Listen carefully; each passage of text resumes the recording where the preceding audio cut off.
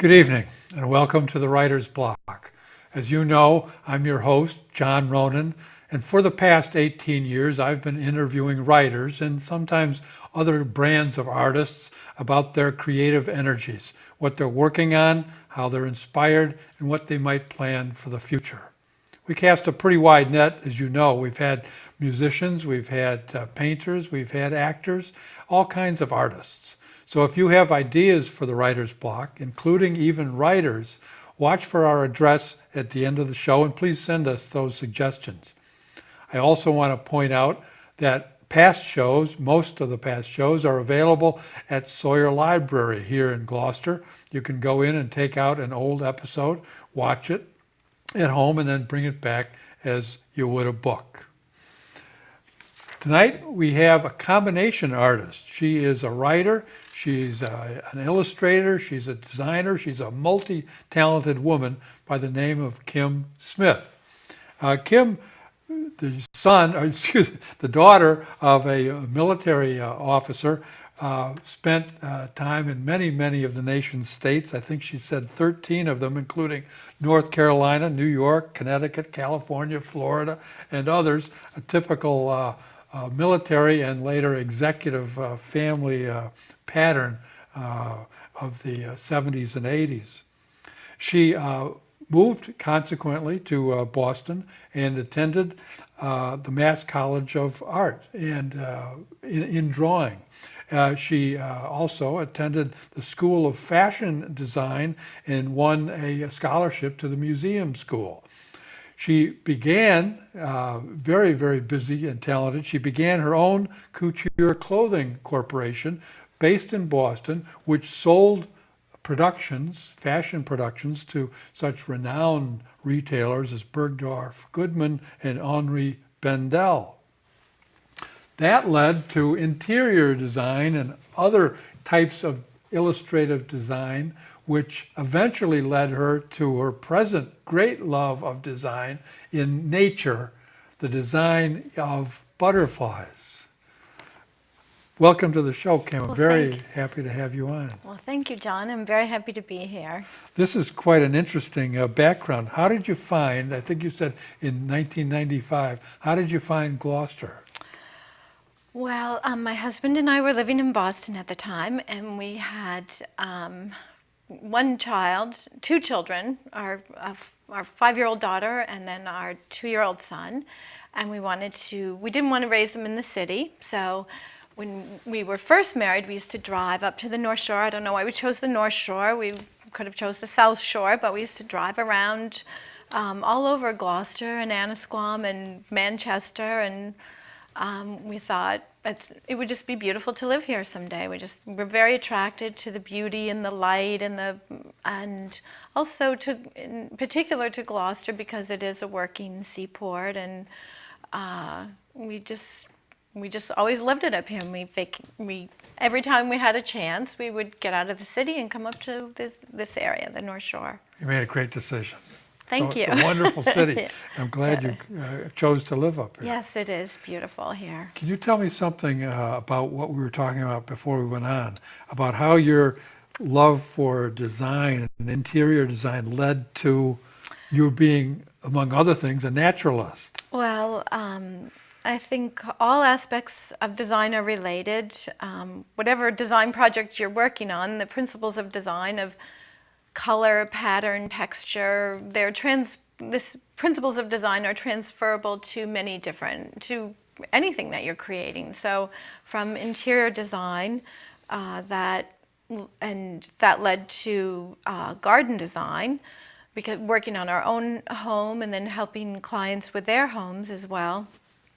And then working in my own garden, I became very aware of butterflies, which you just can't help but become aware of if you plant for the pollinators. That's what I like to call it. And I think that butterflies bring a garden to life. And I just became more and more intrigued with them. And as I am with all pollinators, I mean, I'm very interested in birds, any kind of wildlife that visits our garden. Birds, particularly hummingbirds, all different kinds of butterflies. And I think that when you plant with intention, when you plant particularly native species of or indigenous species of trees and shrubs and perennials and wildflowers, you open up a whole door, as opposed to like planting some generic foundation shrub that doesn't support any kind of wildlife. If you plant, for instance, a Cornus florida or a flowering dogwood, the leaves of the dogwood provide, they're a larval host plant for spring azure butterflies.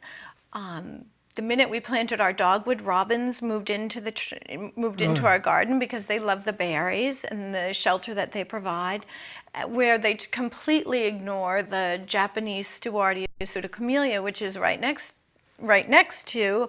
So we have these two beautiful trees with similar, small leaves, beautiful round-headed shape, but none of the pollinators that come to our garden care about the Japanese Stewartia. One tree's a hangout and the other. Yeah, one tree is not. just completely ignored. So. And this began when you moved to Gloucester? Yes, when we moved to Gloucester. Or did you have gardens elsewhere? Well, I always did have a garden. I loved to plant. As a young child, I grew watermelons when we lived in Florida, but they never came to fruition because we had to move. But and then when we lived on Cape Cod, I had a garden there. I think I was only 13 or 14, and my aunt gave me some part of her garden. And my mother loved to garden, and she was always making beautiful gardens wherever we moved to. And then also she would also take us to beautiful public places, like when we lived in California, we made regular trips to the Huntington Gardens that are in Pasadena. Beautiful.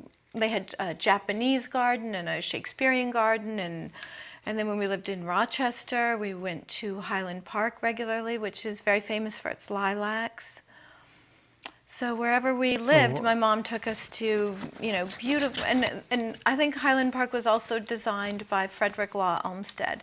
And then going to school in Boston, you can't help but be touched by the beauty all around and the emerald necklace and the Boston Public Garden and how beautifully they're planted. And so that's... So now you're still a designer and a Right. wonderful illustrator and a naturalist as well, and a writer. And a writer. Well, how the writing came about was I was making this garden in Gloucester, and I just thought I had so much information, it had to come out somehow. So I thought all the things that I had learned along the way would be practical and useful and helpful to other people. And also I could see, like, when I was working with clients, I could see what I thought were mistakes that they were making with their gardens. For example, they would have this beautiful garden just kind of like plopped down. There would be nothing that was fragrant or no flowers for cutting, so I just thought, that I had a lot of information and it was time to share it. Well, I'm glad you came to share it tonight. We're going to show a couple really spectacular illustrations of yours that thank you. have to do with one of your specific loves, monarch butterflies. Monarch butterflies. I'm going to that's right. show this. Would you tell me about this particular illustration that I'm going to hold up here? Well, let's see, I wrote an article for this little column that I write on garden design on monarchs because there were so many in my garden and I wanted people to understand more about the beautiful story of the monarch migration. And this illustration is the first illustration in a book that I'm presently working on. I called a lyrical tale for children and for adults. And this is an illustration of them all sleeping quietly in the forest. And the book, my little monarch tale, starts in central Mexico where they're sleeping. And so this is them sleeping very quietly in the forest. And they migrate from central Mexico up to the northern rim of the United States? Yes, well, they actually, they emerge around the spring equinox, and they emerge from Mexico, and they had strayed up as milkweed plants are coming into florescence around the Gulf of Mexico. In Texas and Louisiana, the milkweed plants start to bloom, and the milkweed plants are the monarch's only caterpillar food source. So milkweeds and monarchs have evolved together, and so the monarchs follow the fluorescence of milkweeds as the temperature warms. The monarchs start laying eggs in Texas and Louisiana. They move straight up the country towards the Great Lakes and then fan out towards New England and up through southern Canada. So you planted milkweed to attract them in your Yes, own we garden? have two different kinds of milkweed growing in our garden. We have marsh milkweed and common milkweed. And this illustration shows them. Here's another spectacular illustration of Kim Smith. So I'm going to hold this Thank up as you. well. Would you explain This this is- for us, Kim? Well, this is just as they're getting ready to leave Mexico. They've just emerged from the forest, and monarchs live through the winter. The monarchs that are born in Gloucester and New England and southern Canada at this time of year are called the Methuselah monarchs. And they are the monarchs that travel the 3,000-mile journey from our area all the way to central Mexico, sleep for the winter, and then wake up right around the spring equinox. And 9 months is a very long time in the life of a butterfly. Most butterflies, monarchs or whatever, live 2 to 3 to 4 weeks. But these Methuselah monarchs that are born here in New England live about 9 months. So they travel the 3,000-mile journey south. It takes 4 or 5 generations of monarchs to get to this area. They lay eggs. The female monarch lays eggs. It takes about a month. The next generation flies a little further north and a little further north. So it's 3 to 5 generations to fly northward and 1 Methuselah generation to fly that one 3,000-mile journey. So some of the butterflies, some of the monarchs we see, which are Methuselahs, Right. will actually individually Yes. make that entire trip. Yes. Yeah. It's only one generation that makes that entire trip. One group. I know it's a miracle. It is impressive because they don't exactly fly in a bee line. No. They're flying a butterfly line, and it's pretty not the fastest way to get somewhere. Right. Well, I think they travel about 50 miles a day, and they take that right? Yes, they take advantage of the tailwinds. So when the tailwinds are blowing, they glide along with the tailwinds, and that's how they arrive in such beautiful condition as well. They're not like vigorously flapping the whole 3,000-mile journey. And then when there's a headwind, they stop to nectar along the way. That's another reason why it's very important to plant native wildflowers, New England asters and seaside goldenrod, for example, because those are very rich nectar plants, and they help support the monarchs on their journey. So. Are monarchs endangered? There are a couple things that are endangering monarchs, and well, there are a number of things, but pesticides of any kind are dangerous to all stages of monarch caterpillars as well as the butterflies. So, but also the oyamel fir trees that they sleep in central Mexico are being harvested for firewood, but there is a program there for restoration of the forest there, which was started by Dr. Lincoln Brower, who's one of the foremost lepidopterists in the country, and he is affiliated with the University of Kansas, and he has started a reforestation program, which also helps the citizens of the states in that area. There's 12 transvolcanic mountaintops that the monarchs sleep in during the wintertime. And so he is helping them develop other industries as well. And then also BT corn, transgenic corn that has been spliced with a BT genome. I'm not exactly sure of the science, but what happens is that this BT corn that grows throughout unfortunately is being planted by a lot of the large agribusiness, kills not just the European corn borer moth, but it also kills all Lepidoptera larvae. So, and then milkweed grows around the edges of farms and cornfields. The milkweed plants do. The BT pollen from the BT corn blows onto the milkweed plants, and it's very hazardous to the monarchs. So there's a number of things. I mean, there's many, many things. I urge anybody who has a garden not to use pesticides and herbicides. And if you're planting for the pollinators, they have no place in a garden for pollinators, because there's no point in attracting pollinators and then If you're going to kill them. if you're going to kill them. And also, I mean, it's something Right. to note is that, for example, violet plants are the larval host plant for great spangled fritillaria butterflies. So if and a lot of people don't like violet plants, but the great spangled fritillaria lays her eggs in the fall underneath violet plants. The caterpillar emerges and lives sort of in this like immature state around the leaves of violet plants.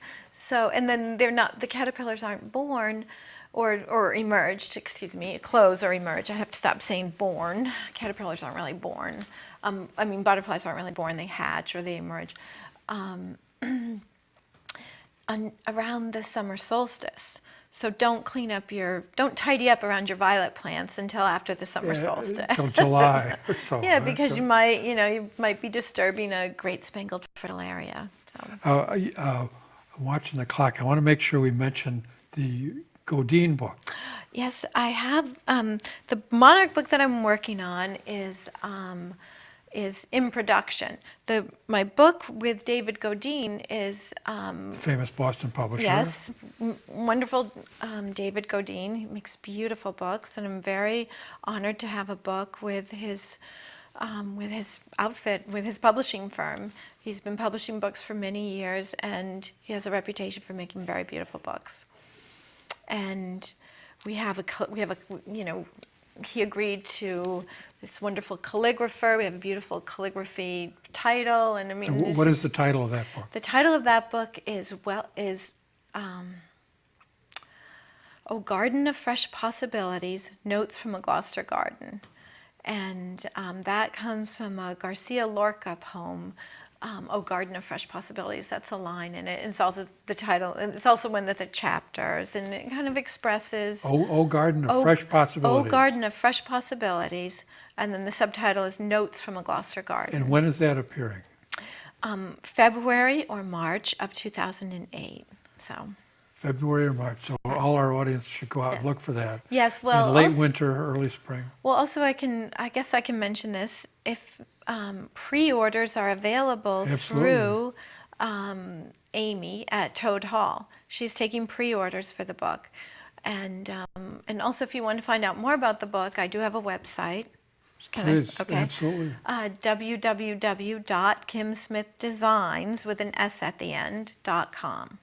Okay. Would you repeat that? Kim? It's www.kimsmithdesigns.com, and I have lots of information about the book and about the Monarch photo exhibit and all kinds of things on my website. So. Okay. Kim Smith Designs, Designs, one word, right. .com. Right. Do you have some illustrations from the Godine book? Yes, I do. Yeah. I have a few of those, and I'm not sure what. I'll try to quickly decide here what will read very well. Maybe something with red in it. Would that be good? Sure. Let's see. There's a number of illustrations here. Oh, here's something. This is the cover illustration. This is cover illustration for Garden of Fresh Possibilities. Possibilities. Let me hold that up. That's the. I'll hold this up in front of me.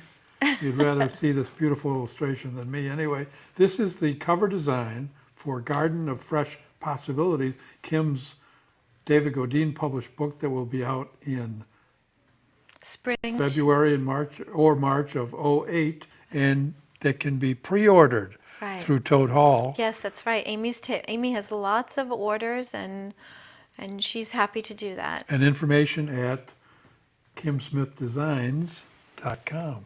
Thank you.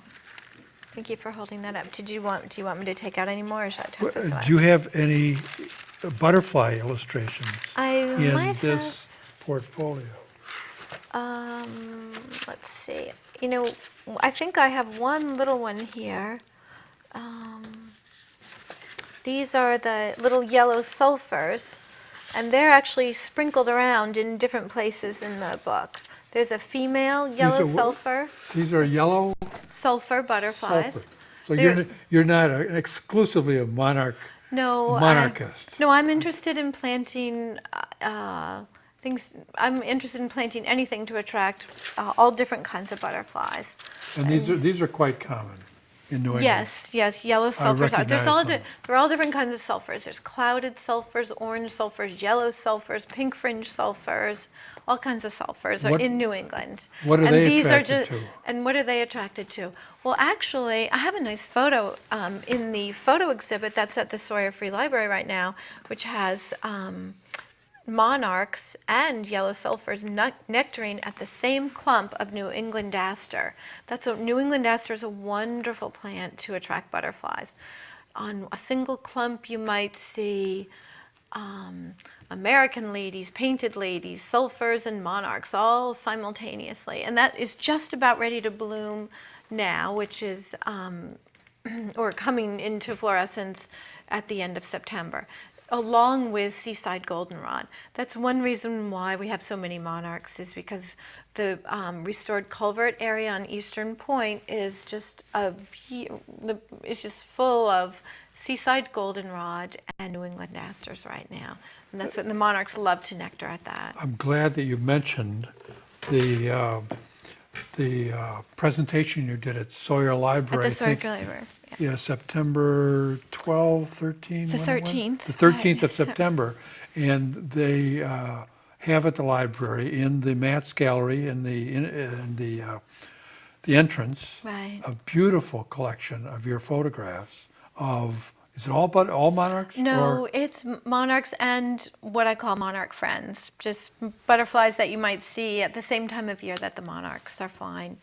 Monarchs usually get to our garden around July 4th, and the last migrant last year, for example, left in November. Really? I'm not sure if that one would make it to Mexico or not, because it was pretty late. Can you tell by looking at them if they are Methuselah monarchs or? Well, it's just any monarch really that's born at this time of year, you can just assume is a Methuselah monarch. Basically, they're born in a state of sexual immaturity, which just means that they hold off on mating until the end of until they wake up. So it's called diapause. Some mammals are born in a state of diapause. Many insects are, but the monarchs are as well. So, I have a photo. Oh, please, yes. Do okay. you have another? I just got the 5-minute single 5-minute from single. our Okay. wonderful, capable director, Andrew Love. Well, I don't So know, we have time for a few, certainly. Well, Oh, yes. Yes, Here's a monarch. You can maybe show this I photograph. would love to, yeah. And This is, these are monarchs that we raised, and because we had monarch eggs on our milkweed plants. And you can see in this one, you can see it went from this beautiful green, jade green chrysalis. It's very transparent. This is the morning that the monarch emerged. And here is our, and it's even clearer here. yeah, and here's our, on- here he Not is. the screen. And there's this chrysalis right here, this transparent chrysalis this is the same chrysalis right there. And that's the individual. Yes, that's our Cool. little, I call them M cat and then M butterfly.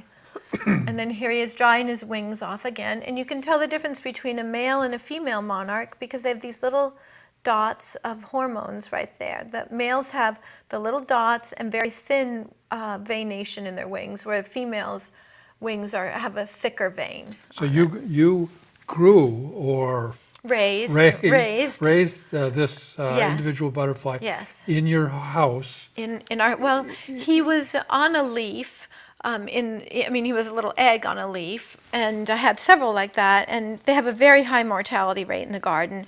And because of the photo exhibit that I had already planned, I was really hoping that I would have some eggs, and I did, and I didn't want to just leave it up to nature because there's a very high mortality rate. Some of and the other fellows that are invited into the garden, well, that the birds a bird's to eat a too. hungry bird, right, would definitely may have eaten him. So I did bring him into the house, and then here he is. He was very sweet and very tame, and he would just come right to my hands. Here's a picture of him, I'll just coming hold right to that my up again. hands.